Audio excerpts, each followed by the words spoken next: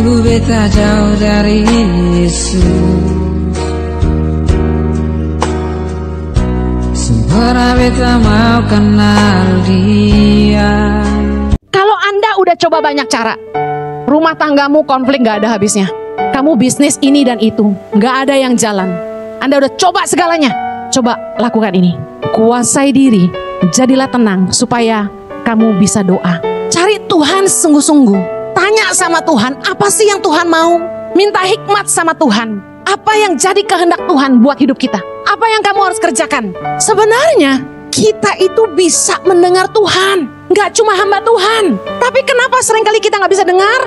Karena telinga rohani kita tidak terlatih. Karena kita tidak intim dengan Tuhan. Jojo jalan naik tangga, saya langsung tahu itu suami saya. Kedekatan hubungan membuat kita kenal. Seringkali kita sendiri yang gak mau datang sama Tuhan dan mengizinkan dia bicara sama kita. Soalnya untuk mendengar Tuhan itu butuh tenang. Banyak orang gak bisa diem. Lamaan itu Tuhan gak ngomong-ngomong.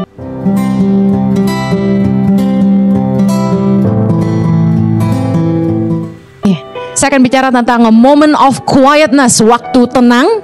Bagian kedua, salah satu kunci untuk menjadi tajam dalam hidup kita, jadi tajam, jadi fokus, jadi terarah, jadi excellent, kita harus punya waktu tenang, moment of quietness.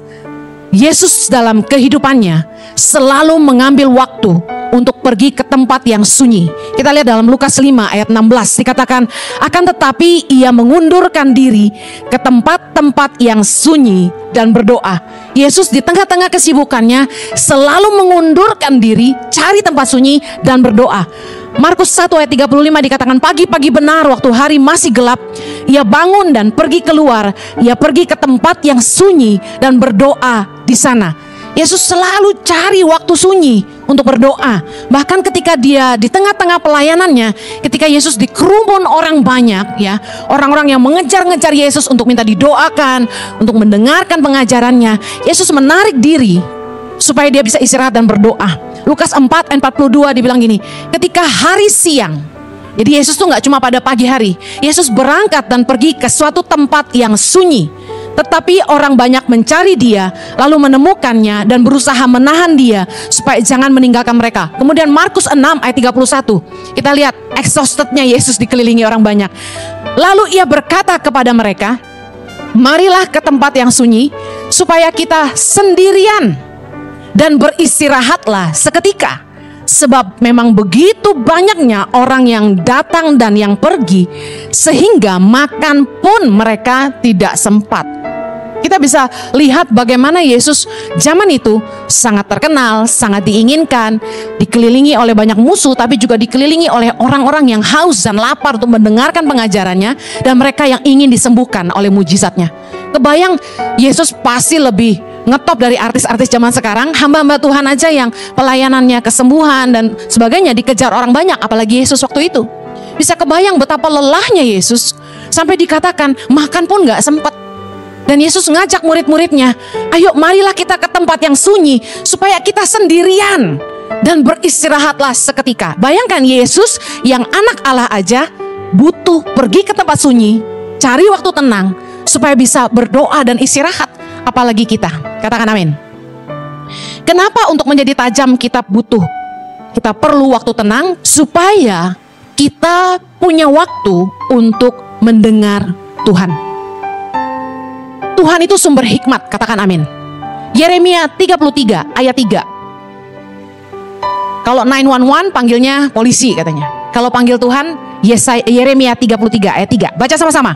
Berserulah kepadaku, maka aku akan menjawab engkau dan akan memberitahukan kepadamu hal-hal yang besar dan yang tidak terpahami, yakni hal-hal yang tidak kau ketahui. Berapa banyak kita yang percaya bahwa Tuhan itu punya rencana yang besar dalam hidup kita.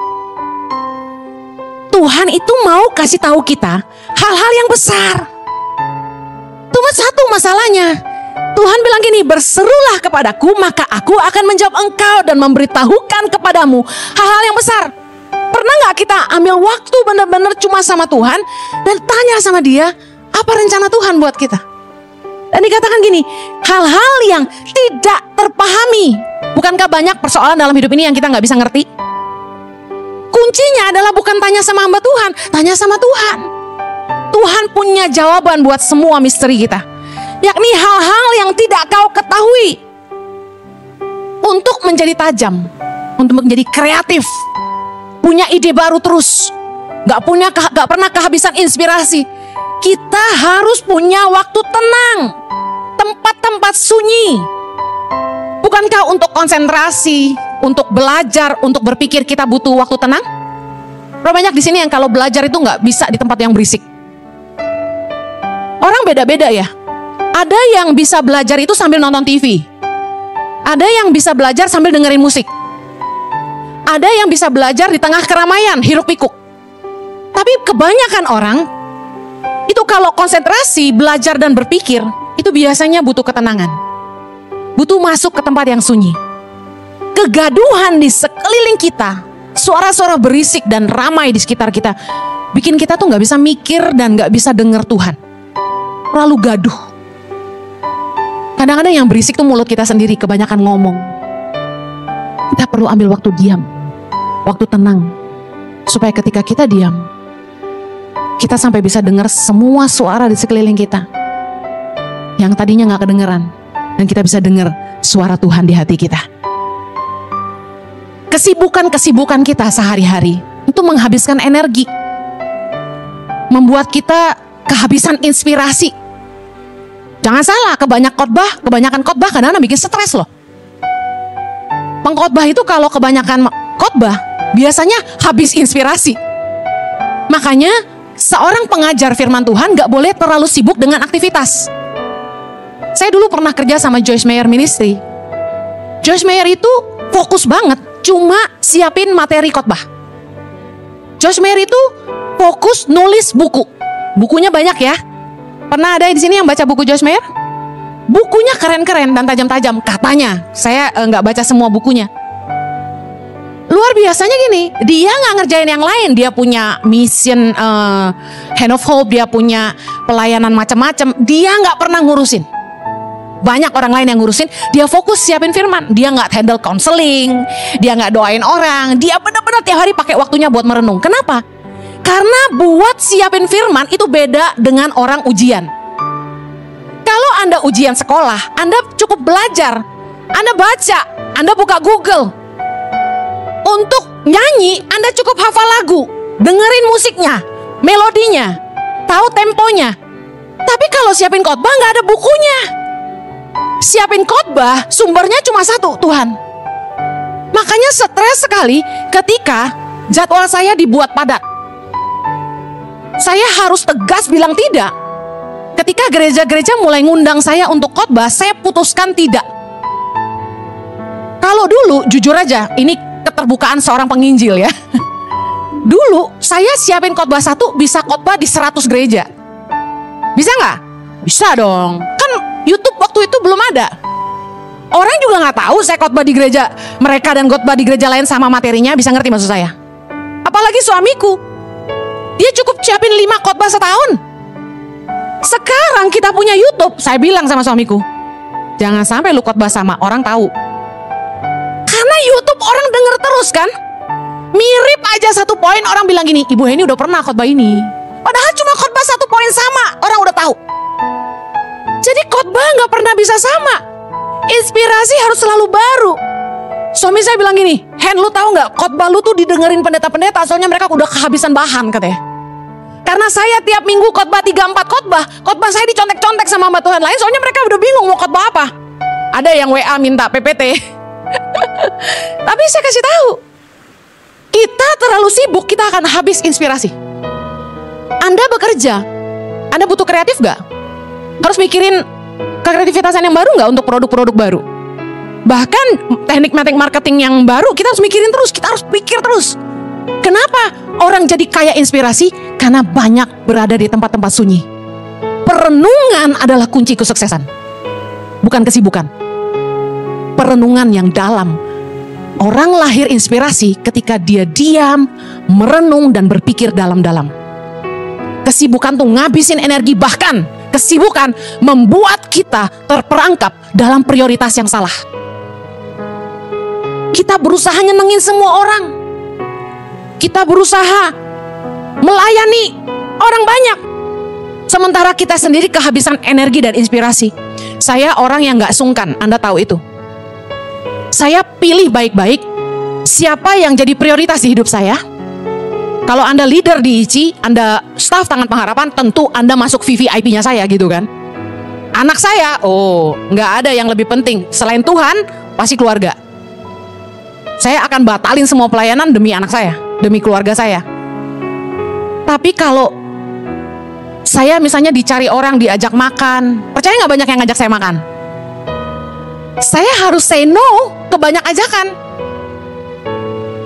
Orang ngajak ketemu, orang ngajak ngobrol, saya banyak gak bisanya. Ada orang minta konseling, saya harus tolak. Karena saya gak mampu melayani konseling semua jemaat. ICI punya konseling center yang dilayani oleh orang-orang yang juga diurapi. Katakan amin. Roh Allah ada dalam hidup setiap kita. Dalam hati orang percaya ada roh Allah. Setiap kita diurapi Tuhan. Gak mesti konseling sama saya, gak mesti didoain sama saya. Anda ditumpangin tangan sama Pak Rizal, sama Pak Teddy. Kuasa yang sama ada dalam diri mereka. Amen. Banyak jemaat yang datangin saya maunya didoain Bu Heni. Saya bilang sama aja. Saya sejujurnya, saya tahu pasti kecewa udah datengin saya. Pasti mereka mikir gini, apa sih susahnya doain sebentar aja, kok ditolak? Saya biasakan supaya jemaat jangan mentuhankan hamba Tuhan. Datang aja ke pendoa-pendoa, mereka diurapi dengan kuasa yang sama, karena Tuhan kita sama. Bisa paham ini? Jangan terjebak dengan paradigma kalau dipegang sama hamba Tuhan itu, wah itu kenceng tuh urapannya. Nggak ada, sama podo wae, mangane podo, makanya sama. Amen. Kalau saya doain satu-satu, nggak kelar ibadah itu. Kita jarak ibadah itu antara satu ibadah ke ibadah yang lain setengah jam doang, break. Saya kasih waktu 15 menit buat orang-orang yang mau foto. Kalau ada yang konseling atau didoakan, orang yang ngantri foto udah banyak. Saya diajakin ngomong sebentar aja, saya udah gak konsentrasi, udah lihat sana sini, orang udah gimana? Harus pengertian. Nah jadi ada tamu, saya tahu itu tamu karena bukan jemaat, datengin saya, Bu Heni doain saya dong, saya mau pergi ke Israel. Saya bilang, Pak ada pendoa syafaat. Dalam hati gue, mau ke Israel sama orang lain minta doain gue. Kalau lu ikut Israel bareng gue, tiap hari gue doain. Tanggal 1 sampai 13 Oktober bersama dengan ICI Worship. Ingat, jangan terperangkap nyenengin semua orang. Kita nggak bisa nyenengin semua orang. Suami-suami yang nggak ngerti prioritas akan berusaha nyenengin temennya, tapi ngorbanin keluarganya. Akhirnya waktu kita habis. Keluarga perlu diperhatikan, saudara perlu diperhatikan, teman diperhatikan, staf diperhatikan. Kadang-kadang mau pecah kepala, bener nggak? Semua orang pengen diprioritasin, tapi saya ambil keputusan, saya harus ngerti prioritas. Saya mulai menolak semua undangan khotbah. Diiming-imingin PK, saya tolak. Saya nggak peduli, gerejanya gede loh, PK-nya gede, nggak apa-apa, terima kasih. Soalnya saya sayang jemaat saya. Saya mau persiapin khotbah matang-matang, supaya yang saya bagikan sungguh-sungguh hati Tuhan. Kalau saya mau seperti dulu, cari duit, kejar setoran kasarnya gitu, khotbah aja, terima PK terus kok. Tapi saya katakan ini, kita harus ngerti prioritas supaya kita punya waktu dengan Tuhan. Saya tolak semua meeting Selasa, Rabu, Kamis pagi. Setiap pagi saya disuruh meeting, saya tolak. Teman baik saya ngajak makan bakmi lah, ngajak makan di mana lah, pagi sarapan bareng lah. Sorry, nggak bisa. Nggak bisa. Kenapa? Kalau saya pergi, berarti saya nggak punya waktu untuk dengerin Tuhan. Sementara saya harus khotbah tiap minggu, 3-4 khotbah, pernah 5 khotbah seminggu, dalam 1 minggu. Pecah nggak tuh kepala? Stres. Jadi saya pastikan saya punya waktu tenang. Suami saya sirik sama saya kadang-kadang. Karena saya udah siapin khotbah, Sabtu tuh saya nyantai. Udah ya, kita doa nih sekeluarga. Saya bilang, saya tidur dulu ya. Terus dia liatin saya, enak banget kamu ya. Iya, waktu tenang. Harus punya waktu tenang. Bijaksanalah untuk menerima ajakan mana yang Anda harus terima, mana yang Anda harus tolak supaya Anda punya waktu tenang.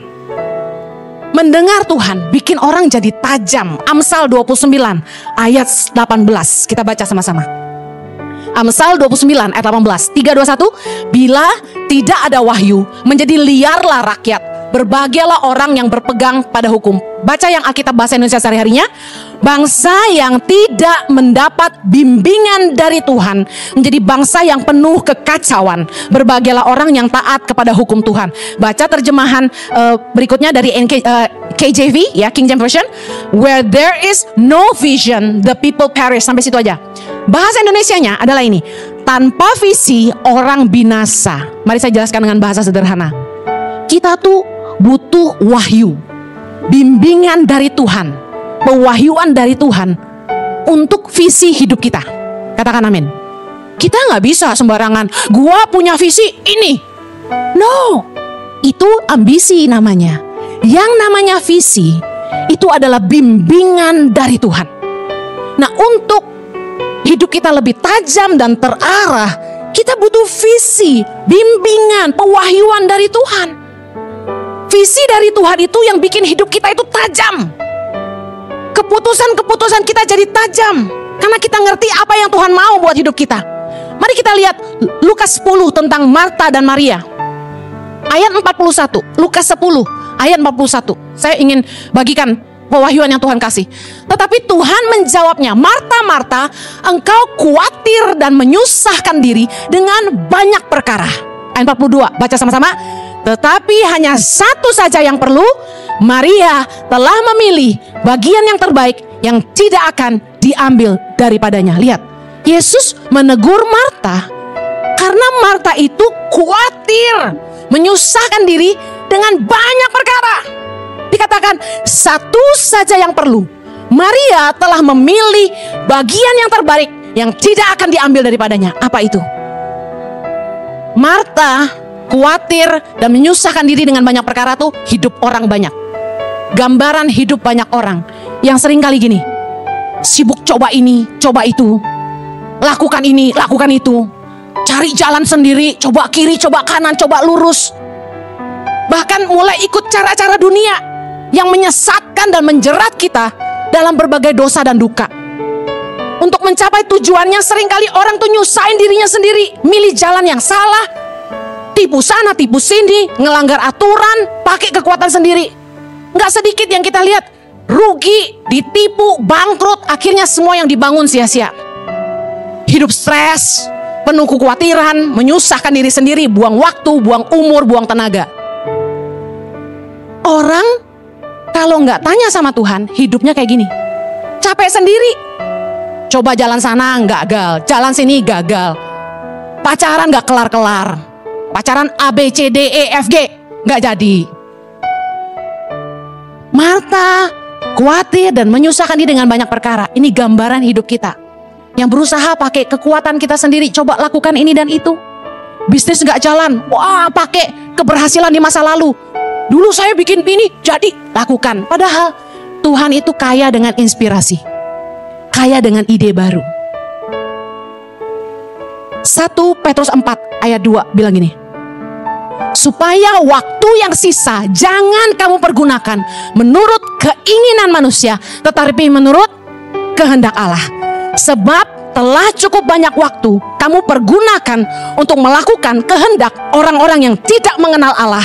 Kamu telah hidup dalam rupa-rupa hawa nafsu, keinginan, kemabukan, pesta pora, perjamuan minum, dan penyembahan berhala yang terlarang. Ayat yang ke-7, baca sama-sama. Kesudahan segala sesuatu sudah dekat. Karena itu kuasailah dirimu dan jadilah tenang, supaya kamu dapat berdoa. Kalau Anda udah coba banyak cara, rumah tanggamu konflik gak ada habisnya. Kamu bisnis ini dan itu, gak ada yang jalan. Anda udah coba segalanya. Coba lakukan ini. Kuasai diri, jadilah tenang supaya kamu bisa doa. Maria dikatakan telah memilih bagian yang terbaik yang gak akan diambil daripadanya. Itu apa? Mendengar Tuhan. Dia gak sibuk kayak Marta. Dia ngerti bahwa dengerin Tuhan lebih penting daripada melayani. Cari Tuhan sungguh-sungguh. Tanya sama Tuhan, apa sih yang Tuhan mau? Minta hikmat sama Tuhan. Apa yang jadi kehendak Tuhan buat hidup kita? Apa yang kamu harus kerjakan? Saya tahu akan jadi pertanyaan banyak orang gini, Bu Heni, kan gak gampang mendengar Tuhan. Gimana caranya dengar Tuhan? Tahukah Anda bahwa di dalam hidup setiap kita, Tuhan itu punya cara untuk dia bicara. Sebelum Anda kenal Tuhan, saya mau tanya, Anda punya hati nurani gak? Hati nurani. Waktu kita belum kenal Tuhan, waktu kita nyolong waktu kecil misalnya gitu, Anda berasa salah gak? Waktu Anda bohong, Anda takut gak? Hati nurani itu ada dalam diri setiap manusia, terlepas dari dia kenal Tuhan gak kenal Tuhan. Itu kebesaran dan keadilan Tuhan. Seringkali hati nurani itu bicara sama kita, udah jangan main-main api, udah jangan nipu orang, udah jangan bohong. Hati nurani itu bicara. Sebenarnya hati nurani adalah cara Tuhan bicara dengan manusia. Firman Tuhan katakan dalam 1 Timotius 1 ayat 19, beberapa orang telah menolak hati nuraninya yang murni itu, dan karena itu kandaslah iman mereka. Apalagi sekarang sebagai orang percaya, Anda punya roh Allah di dalam hatimu.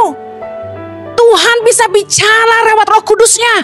2 Timotius 1 ayat 14, peliharalah harta yang indah yang telah dipercayakannya kepada kita oleh Roh Kudus yang diam di hati kita. Sebenarnya kita itu bisa mendengar Tuhan, gak cuma hamba Tuhan. Ini kebenaran yang saya harus sampaikan. Tapi kenapa seringkali kita gak bisa dengar? Karena telinga rohani kita tidak terlatih, karena kita tidak intim dengan Tuhan. Jojo jalan naik tangga, saya langsung tahu itu suami saya. Kedekatan hubungan membuat kita kenal. Kita nggak bisa dengar Tuhan karena kita tidak dekat dengan Tuhan. Ketiadaan keintiman membuat kita nggak bisa kenal Tuhan. Tadi Yesaya 30:15.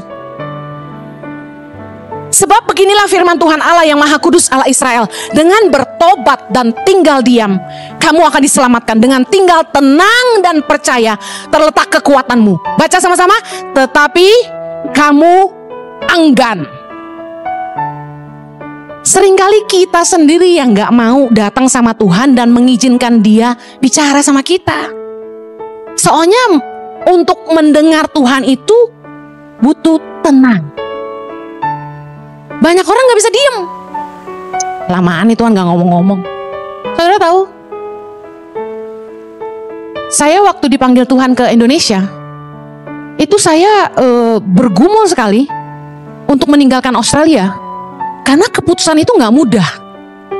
Sampai mama saya aja bilang, kamu sudah gila, dia bilang. Bayangin, saya digila-gilain. Semua orang Indonesia kalau bisa tinggal di Australia, mereka pasti udah pindah. Saya ingat mama saya ngomong gitu.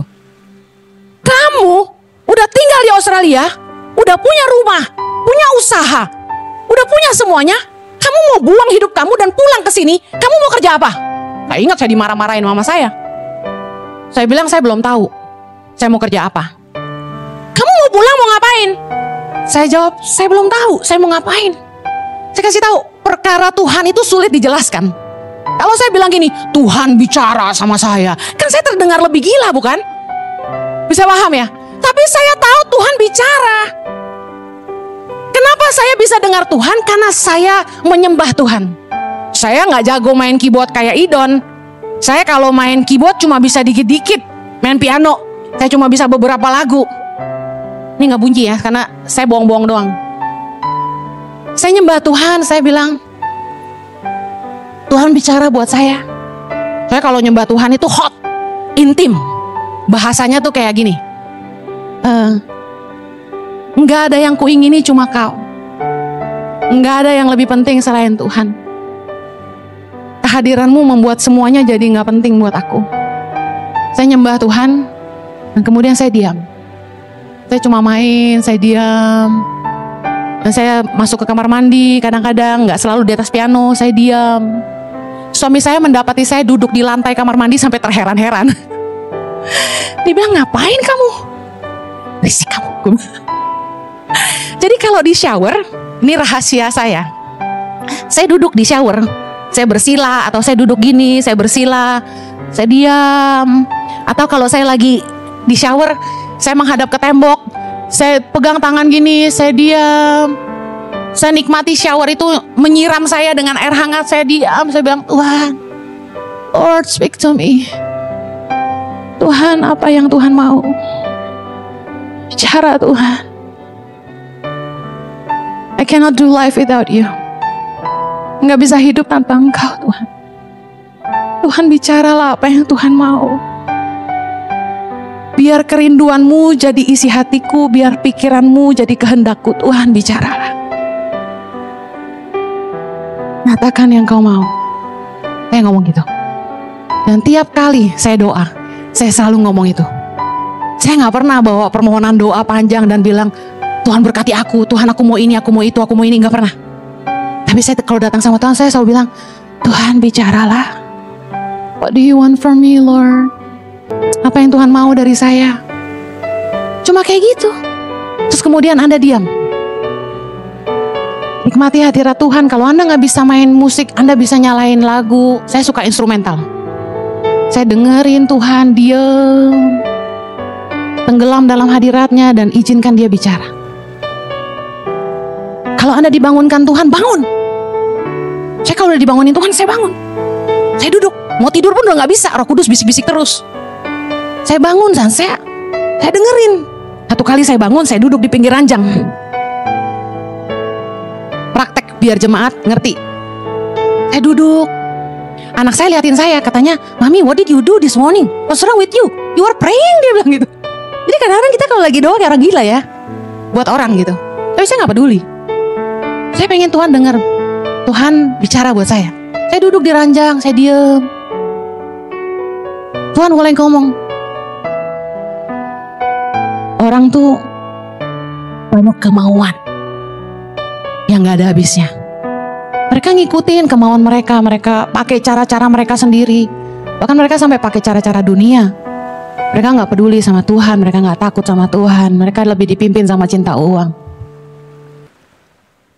Intinya Tuhan lagi suruh saya kasih tahu saudara, yuk hidup dipimpin sama Tuhan, bukan sama cinta uang. Karena cinta tuh uang yang sering membuat kita disiksa oleh berbagai duka. Kita menyusahkan diri dengan banyak perkara seperti Marta. Padahal satu saja yang penting, satu saja yang perlu. Kita dengar Tuhan. Saya cari Tuhan sungguh-sungguh waktu Tuhan panggil saya ke Indonesia. Saya tengkurap di ranjang. Saya tengkurap, Tuhan bicara sama saya. Ngomong Tuhan. Lagi nungguin anak main, saya tiduran di sofa. Saya bilang, Tuhan bicara sama saya Tuhan. Tuhan mau apa? Lagi tidur malam-malam nidurin anak. Lampu udah gelap, saya gak bisa tidur. Di kegelapan saya lihat langit-langit. Saya bilang, Tuhan ngomong dong sama saya. Tuhan mau apa? Di waktu-waktu itulah Tuhan bicara sama saya.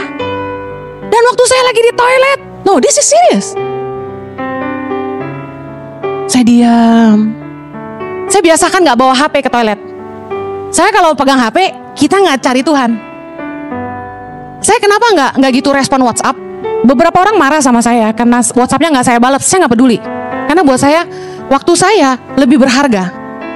Anda tahu kalau Anda duduk scrolling Instagram, Anda kepoin Instagram orang, Anda nontonin Reels, Anda bacain WA, itu makan waktu loh, nggak terasa 2 jam, betul? Betul? Sementara saya yakin Anda nggak mau ngasih waktu buat Tuhan 2 jam. Saya yakin.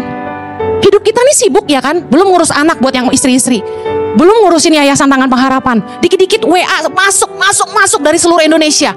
Ada guru-guru kapalnya pecah di lautan waktu nyebrang dari kota Nabire ke Pulauan Yaur.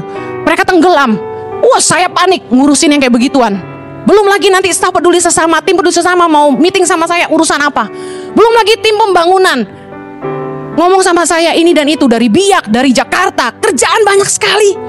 Dan ibu-ibu yang cuma minta didengerin sama saya komentar, kenapa saya WA ibu ini gak dibalas? Gua gak ngurusin lu doang. Emangnya gua konselor on call? Bener, saya gak mau jadi pastor on call. Kapan Anda butuh Anda tinggal telepon saya. Emang gua cewek apaan? Kita kan punya prioritas. Dan saya pengen renungin firman Tuhan jauh lebih banyak daripada waktu saya ngomong sama jemaat. Soalnya saya ngelayanin satu orang yang sama, itu bisa dilayanin orang lain. Tapi khotbah khotbah ke ribuan orang, itu butuh waktu saya dengan Tuhan. Please understand.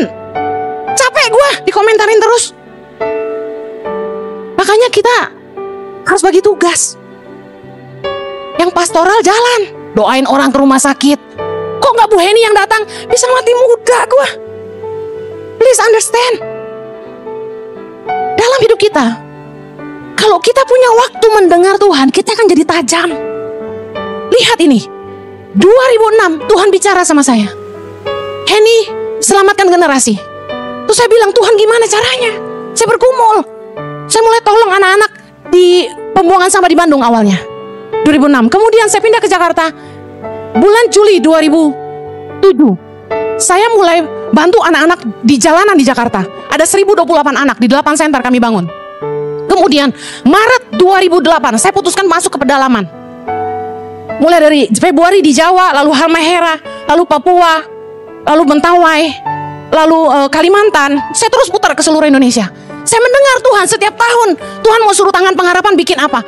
Dan Tuhan sertai terus. Kita akan jadi tajam kalau kita mendengar Tuhan. Gak buang waktu, gak buang uang. Anda pikir gak sedikit orang datang minta bawa proposal suruh bangun gereja? Banyak. Proposal di meja saya numpuk segini nih buat bangun gereja. Saya gak ladenin. Karena saya tahu jelas visi dari Tuhan. Selamatkan generasi. Ternyata Tuhan bicara soal Indonesia. Ini butuh pemimpin yang takut akan Tuhan, yang mencintai rakyat, cerdas dan berintegritas. Dan orang Kristen gak peduli. Gereja gak bangun asrama di mana-mana gitu. Dan saya terus dibimbing Tuhan masuk. Saya dikritik orang, tantangan banyak, dihina orang, digomongin orang. Saya gak peduli, saya maju terus. Tantangan apapun, saya hajar terus. Saya cuma pegang janji Tuhan. Bayar harga, berkorban, semua jadi tajam. Saya ditawarin kerjaan. Udah jadi asisten pribadi teman saya. Dia punya perusahaan besar di bidang minyak. Saya disuruh jadi asisten pribadi, gaji 50 juta, ikut dia kemana-mana. Saya gak mau. Saya ditawarin sama konglomerat di Indonesia, saya gak sebut ya. Jadi GM-nya dia, pegang semua CSR perusahaan-perusahaannya. Ditawarin rumah, ditawarin mobil. Saya tinggal pilih mau apartemen yang mana, mau mobil apa, tinggal ambil dari showroom. Saya gak mau. Karena saya tahu apa yang Tuhan mau buat saya. Distraction banyak. Pengalihan-pengalihan banyak. Suami saya ditawarin kerja di perusahaan apa gitu. Udah, Heni ikut saya, kamu kerja di sini, di perusahaan dia. Kita gak mau. Suamiku disuruh bangun gereja di Sydney. Jadi gembala, dikasih mobil, dikasih dolar, kasih rumah. Semua tawaran dunia dikasih ke kami. Kami gak mau. Karena kami tahu apa yang Tuhan mau.